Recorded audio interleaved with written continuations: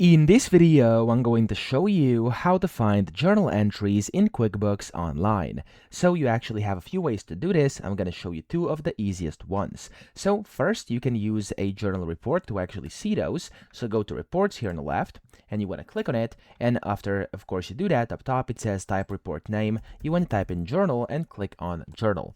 Whenever you do this, it's going to basically give you the journal report over here, and you can go and customize it here in the top right. You can select dates over here, filters, stuff like that, and that's one way to find journal entries. The second one is going to be using this search bar up top. Click on it, and then click on Advanced Transaction Search at the bottom.